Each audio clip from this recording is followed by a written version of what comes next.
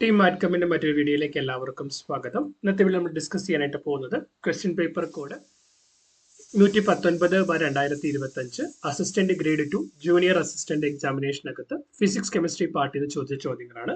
Video useful ആവുമെന്ന് വിശ്വസിക്കുന്നു. ഇതുപോലെ ഇൻഫോർമേറ്റീവ് കണ്ടന്റ്സിന് വേണ്ടിയിട്ട് ചാനൽ സബ്സ്ക്രൈബ് ചെയ്യുക. നിങ്ങൾക്ക് എന്തെങ്കിലും സംശയം ഉണ്ടെങ്കിൽ അത് മറക്കാതെ കമന്റ് ചെയ്യുക.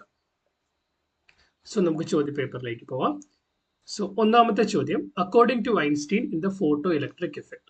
സോ ബേസിക്കലി ഓപ്ഷൻസ് വായിക്കുന്നതിന് മുമ്പ് നമ്മൾ എന്താണ് ഫോട്ടോ ഇലക്ട്രിക് എഫക്റ്റ് എന്ന് കൃത്യമായിട്ട് അറിഞ്ഞിരിക്കണം.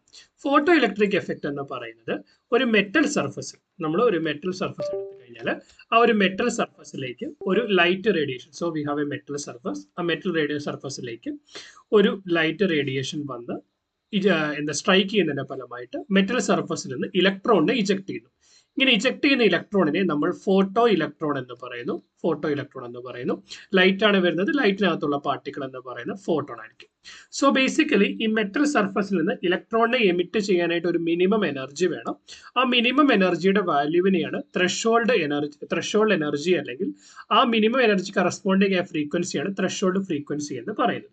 സോ ബേസിക്കലി നമുക്കിപ്പം എന്താ പറയുക, 5 amount of energy ഉള്ള റേഡിയേഷൻ ആണ് വരുന്നതെങ്കിൽ ആ റേഡിയേഷനകത്ത് ഒരു പാർട്ട് ഓഫ് എനർജി എന്ന് പറയുന്നത് ഇലക്ട്രോൺ ഇജക്ട് ചെയ്യാനായിട്ട് ഉപയോഗിക്കും. ആ വേണ്ടി വരുന്ന എനർജി എന്ന് പറയുന്നത് ആ മെറ്റൽ സർഫസിന്റെ വർക്ക് ഫംഗ്ഷൻ അല്ലെങ്കിൽ ത്രെഷോൾഡ് എനർജിയാണ്. അതിനെ നമ്മൾ φ0 എന്ന് വിളിക്കാം. അതുപോലെ റിമൈനിങ് എനർജി എന്ന് പറയുന്നത് ഇജക്ട് ചെയ്യുന്ന ഫോട്ടോ ഇലക്ട്രോണിന്റെ കൈനറ്റിക് എനർജി ആയിട്ട് മാറ്റപ്പെടുന്നു. So Einstein photoelectric effect അല്ലെ ഫോട്ടോ ഇലക്ട്രിക് ഇക്വേഷൻ പ്രപ്പോസ് ചെയ്തപ്പോൾ φ = φ0 പ്ലസ് കൈനറ്റിക് എനർജി. φ എന്ന് പറയുന്നത് ആ ഇൻസിഡന്റ് ചെയ്യുന്ന ലൈറ്റിന്റെ എനർജിയാണ്. φ0 എന്ന് പറയുന്നത് മെറ്റൽ സർഫസിന്റെ വർക്ക് ഫംഗ്ഷൻ അല്ലെങ്കിൽ ത്രെഷോൾഡ് എനർജി. ആ എമിറ്റ് ഔട്ട് ചെയ്ത് പോകുന്ന ഇലക്ട്രോണിന്റെ കൈനറ്റിക് എനർജിയാണ് റിമൈനിങ് പാർട്ട് എന്ന് പറയുന്നത്. സോ ഇനി ഓരോ സ്റ്റേറ്റ്മെന്റ് ആയിട്ട് വിളിക്കാം. Part of the energy of the incident photon is used to eject the electron from the metal surface. Correct ആണ്. Remaining energy is converted to heat energy അല്ല, remaining energy is converted to kinetic എനർജിയാണ്. ഒന്നാമത്തെ statement തെറ്റാണ്. The intent energy of the incident photon is converted to kinetic energy of the ejected electron. തെറ്റാണ്. ആ എനർജിക്കകത്ത് ഒരു part kinetic എനർജിയും ഒരു part ഇലക്ട്രോണിനെ ഇജക്ട് ചെയ്യും. കാരണം ഇലക്ട്രോണിനെ ഇജക്ട് ചെയ്യാൻ ആവശ്യമുള്ള എനർജി കഴിഞ്ഞിട്ട് മിച്ചുവൽ എനർജി മാത്രമേ കൈനറ്റിക് എനർജി ആവത്തുള്ളൂ. അല്ലാതെ ഫിക്സഡ് ആയിട്ട് എപ്പോഴും ഫോട്ടോ ഇലക്ട്രോണിന്റെ കൈനറ്റിക് എനർജി ഇത്ര അളവായിരിക്കും എന്നുള്ളതല്ല.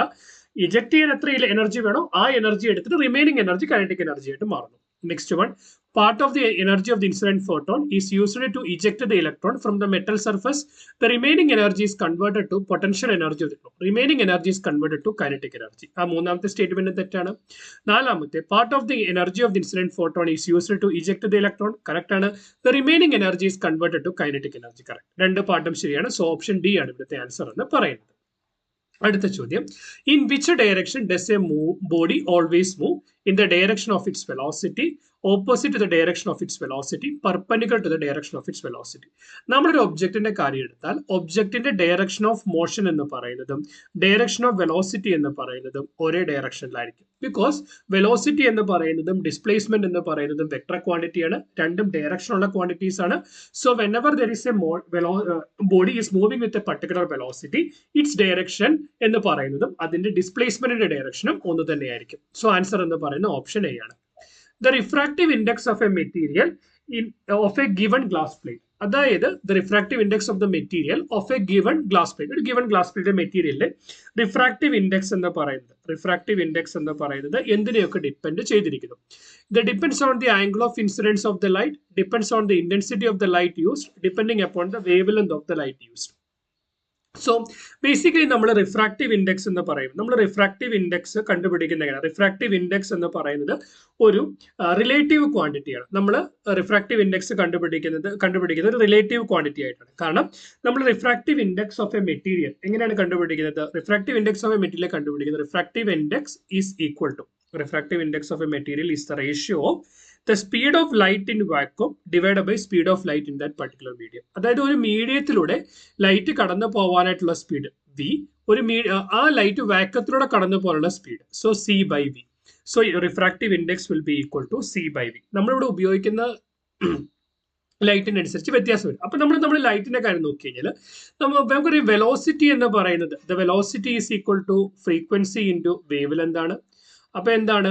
ഒരു ലൈറ്റിന്റെ വെലോസിറ്റി എന്ന് പറയുന്നത് അതിന്റെ വേവ് ലെന്തിനെ ഡിപ്പെൻഡ് ചെയ്യുന്നുണ്ട്. ലൈറ്റിന്റെ ഫ്രീക്വൻസി എന്ന് പറഞ്ഞാൽ വേവ് ലെന്തിനെ ഡിപ്പെൻഡ് ചെയ്യുന്നുണ്ട്.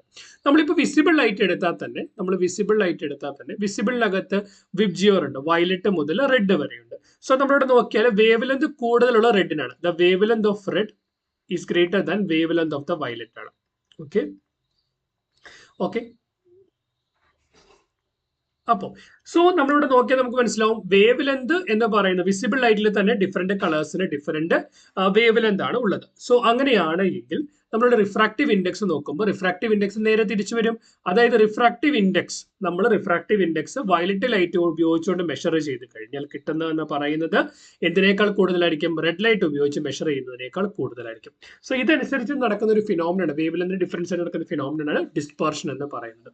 So basically refractive index of the material of A given glass plate depending upon the wavelength of the light. കാരണം റിഫ്രാക്റ്റീവ് ഇൻഡെക്സ് എന്ന് പറയുന്നത് ഒരു റിലേറ്റീവ് ക്വാണ്ടിറ്റി ആണ്. That is equal to the velocity of the light in vacuum upon velocity of the light in that particular medium.